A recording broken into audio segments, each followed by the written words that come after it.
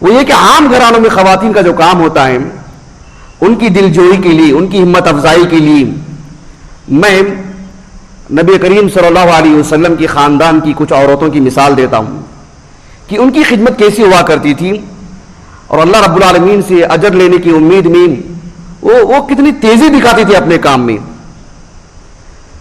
اللہ کے رسول صلی اللہ علیہ وسلم جب مکے سے مدینے کو آئے، ہم جانتے ہیں کہ انصار کی بھی بڑی تعداد اور دن بدن مہاجرین یہاں وہاں سے کثرت سے آ رہے تھے، مکے سے بھی دیگر علاقوں سے بھی۔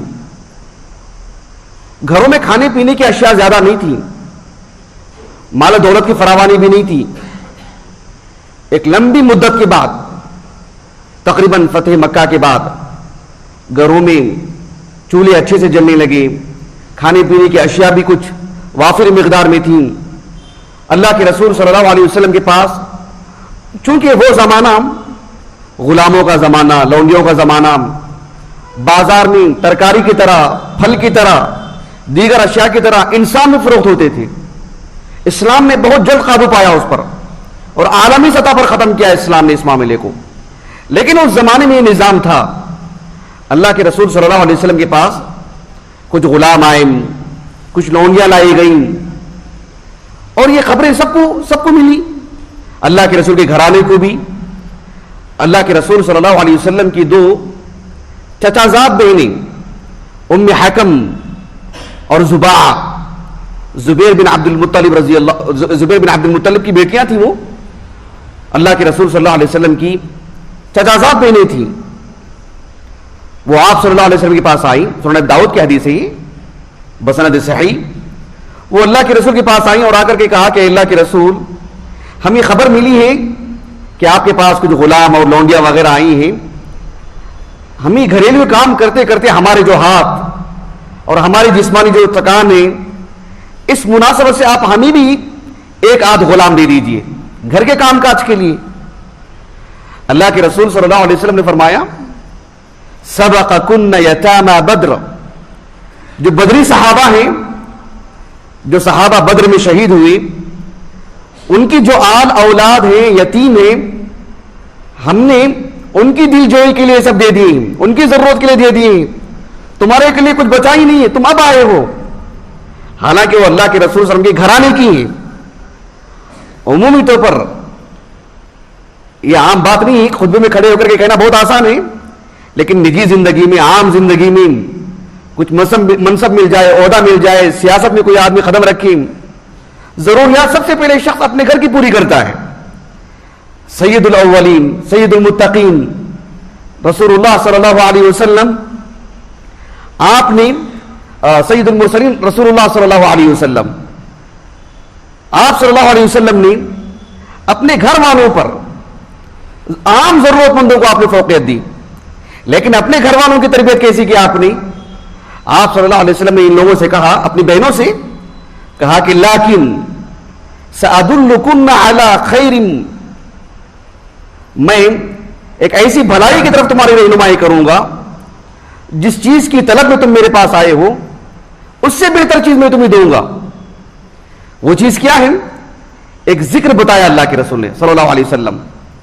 جس ماحول میں ہم جی رہے ہیں نا، ہمارے سر میں درد ہو، بدن میں درد ہو، پیٹ میں درد ہو، نیند نہیں آتی ہو، ہمارا کل اعتماد دواؤں پر ہے، دوائی لینے پر ہمارا اعتماد ہے، دعاؤں پر اعتماد بہت کم رہ گیا ہے۔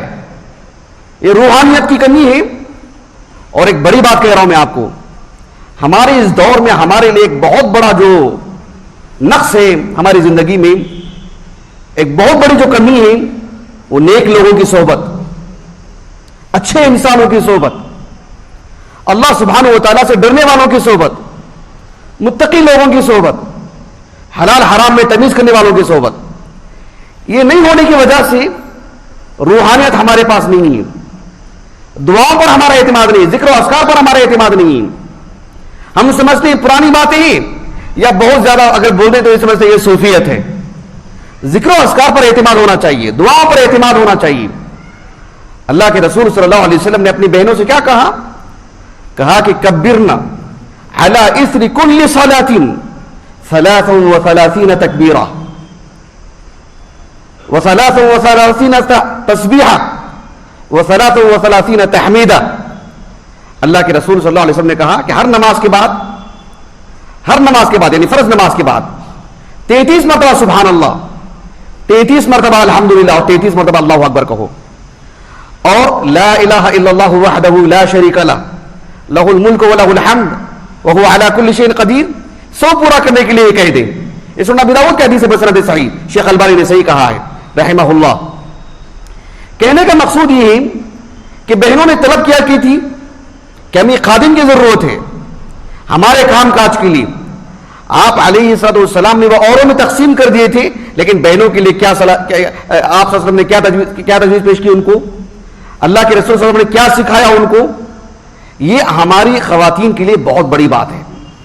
ہمارے گھر کے جو سرپرست افراد ہیں، ہماری خواتین کے جو شوہر ہیں، اگر وہ ان کے لیے خادم اور خادمہ فراہم نہیں کر سکتے، ان کے لیے دیگر چیزیں فراہم نہیں کر سکتے، وہ اللہ سبحانہ و تعالیٰ کی خاطر کام کریں جو پہلے سے کرتے آ رہے ہیں. میں نے بطور نمونہ یہ مثال پیش کی ہے. خود رسول اللہ صلی اللہ علیہ وسلم کی صاحبزادی فاطمہ رضی اللہ عنہا، ان سے متعلق بھی اس طرح کا واقعہ ملتا ہے جو متفق علیہ حدیث مذکور ہے. صحیح مسلم میں بھی حدیث موجود ہے اور صحیح بخاری میں یہ حدیث کئی جگہ پر ہے. امام بخاری رحمہ اللہ نے کتاب النفقات اس میں بھی اس حدیث کو لائے ہیں اور باب قائم کیا کہ باب عمل المرأة فی بیت زوجہا، عورت کا اپنے شوہر کے گھر میں کام کاج کرنا. اس باب کو قائم کر کے امام بخاری رحمہ اللہ نے ایک حدیث لے کر کے آئے ہیں. علی بن ابی طالب رضی اللہ عنہ کہتے ہیں کہ جب اللہ کے رسول صلی اللہ علیہ وسلم کے پاس غلام آئے، لونڈیاں آئیں اور آپ لوگوں میں تقسیم کر رہے تھے، علی بن ابی طالب رضی اللہ عنہ انہوں نے اپنی بیوی فاطمہ سے کہا کہ وہ جائیں اللہ کے رسول کے پاس اور فریاد کریں اور ایک خادمہ اپنے لیے بھی لے کر کے آ جائیں. فاطمہ رضی اللہ عنہ گئیں. جب گھر میں گئیں اللہ کے رسول کے، تو آپ صلی اللہ علیہ وسلم گھر میں موجود نہیں تھے. ام المؤمنین عائشہ رضی اللہ عنہ تھی. فاطمہ رضی اللہ عنہ لوٹ کر کے واپس نہیں آئیں، بلکہ اپنی ضرورت، اپنی طلب عائشہ رضی اللہ عنہ کے پاس پیش کر کے آئیں کہ جب اللہ کے رسول آئیں تو آپ ان کو خبر کر دیں. ذرا غور کیجیے آپ، فاطمہ رضی اللہ عنہ اور ازواج مطہرات خصوصاً ام المؤمنین عائشہ رضی اللہ عنہ میں کس قدر آپسی محبت تھی. میں نے اس سلسلے میں کچھ مواد جمع کر کے رکھا ہوں میں کہ فاطمہ رضی اللہ عنہ اور ام المؤمنین عائشہ رضی اللہ عنہ کی آپسی محبت کیسی تھی، ایک دوسرے کی قدر کیسے کرتے تھے، منصب کی قدر بھی، مقام کی قدر، فضیلتوں کی قدر اور علم کی قدر بھی کیسی تھی ان کی، کسی مناسبت سے پیش کروں گا انشاءاللہ. عائشہ رضی اللہ عنہ کو سنا کر کے آ گئی. اللہ کے رسول صلی اللہ علیہ وسلم اپنے کام سے فارغ ہو کر کے گھر آئے. عائشہ رضی اللہ عنہ نے خبر دی کہ فاطمہ آئی تھی، انہوں نے یہ اپنی طلب پیش کی ہے. اللہ کے رسول صلی اللہ علیہ وسلم فوراً گھر گئے فاطمہ رضی اللہ عنہ کے. علی بن ابی طالب رضی اللہ عنہ کہتے ہیں کہ فجاءنا قد اخذنا مواجعنا، آپ صلی اللہ علیہ وسلم ہمارے گھر اس وقت آئے جب ہم اپنے بستروں پر تھے، ہم لیٹ چکے تھے. اللہ کے رسول گھر کے اندر آئے اور ہم فرط محبت میں کہ اللہ کے رسول گھر آئے ہیں، ہم دروازے کے پاس جانا چاہیں، فنذهب نقوم، اللہ کے رسول کے پاس جانا چاہے. آپ صلی اللہ علیہ وسلم نے فرمایا کہ مکانکما، لیٹے رہو، اپنی جگہ پر رہو. آپ صلی اللہ علیہ وسلم ان دونوں کے درمیان آ کر کے بیٹھ گئے. علی بن ابی طالب رضی اللہ عنہ کہتے ہیں کہ فجاءنا فقعد بینی وبینہا حتی وجدت برد قدمیہ علی بطنی. آپ صلی اللہ علیہ وسلم آئے اور میرے اور فاطمہ کے درمیان بیٹھ گئے، ہم دونوں لیٹے ہوئے ہیں اور اللہ کے رسول صلی اللہ علیہ وسلم کا قدم مبارک میرے پیٹ کو لگ رہا تھا اور اس کی ٹھنڈک بھی میں محسوس کر رہا تھا. آپ صلی اللہ علیہ وسلم ہم دونوں کے درمیان بیٹھے اور ہم سے کہا الا ادلکما علی خیر مما سألتما، جس چیز کی تمہیں طلب ہو رہی ہے، ایک خادم کی ضرورت ہو رہی ہے، ایک خادمہ کی ضرورت ہو رہی ہے، اس سے بہتر چیز کی طرف رہنمائی نہ کر دوں. آپ صلی اللہ علیہ وسلم نے فرمایا کہ جب تم سارے کام سے فارغ ہو جاؤ، اذا اخذتما مضجعکما، اور تمہارے بستر پر آ جاؤ، جب لیٹنے کا وقت ہو تو کہا کہ فسبحا 33، 33 مرتبہ سبحان اللہ کہو، واحمدا 33، اور 33 مرتبہ الحمدللہ کہو، وکبرا 34، اور 34 مرتبہ، 30 پر 4 مرتبہ اللہ اکبر کہیں۔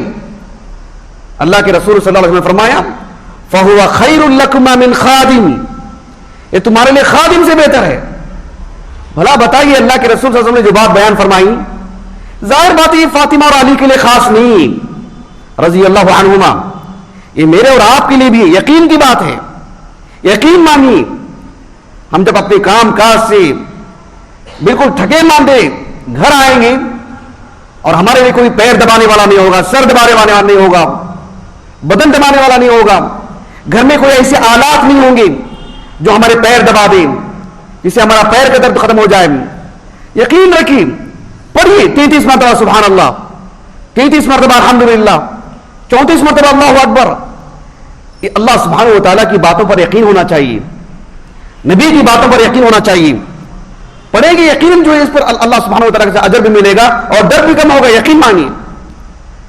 امام بخاری رحمہ اللہ کہتے ہیں اپنی الجامع الصحیح کی کتاب فرض الخمس میں کہ آپ صلی اللہ علیہ وسلم یتیموں کو، بیواؤں کو ان کی ضرورتیں پوری فرمائیں اور اپنی بیٹے کو اس طرح کے آپ نے کلمات سکھائے، اور فاطمہ رضی اللہ عنہا ہے کہ اس پر اللہ سبحانہ و تعالیٰ کے لیے راضی ہو گئی، اس پر اللہ رب العالمین کے لیے راضی ہو گئی۔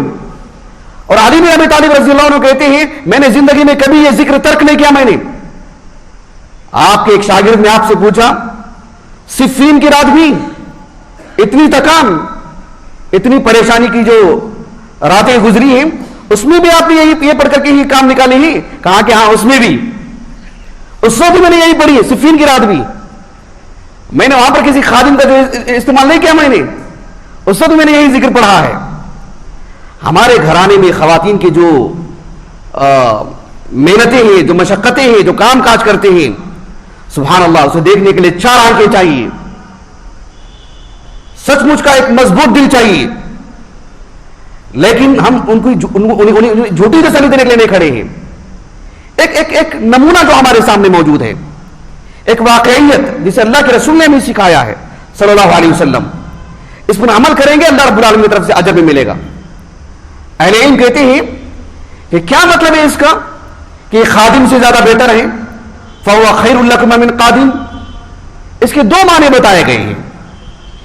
ایک معنی یہ بتایا گیا ہے کہ اللہ سبحانہ و تعالیٰ کی طرف سے اگر کسی کو خادم و خادمہ مل جاتے ہیں، اس میں جو ان کے لیے آسانی ہوتی ہے اس سے زیادہ آسانیاں اللہ رب العالمین نے ذکر و اذکار میں رکھے، بات ہے یقینی کیفیت کی۔ ایک معنی یہ بتایا اہل علم نے۔ ایک دوسرا معنی اہل علم نے یہ بتائے ہیں کہ خادم کی ضرورت کہاں تک رہتی ہے یا اس کا فائدہ کہاں تک رہتا ہے، دنیا کی حد تک، اور ان اذکار کا فائدہ دنیا میں بھی آخرت میں بھی۔ یہ دونوں معنی اہل علم بتائے ہیں اور اس کی وسعت میں دونوں باتیں ہیں۔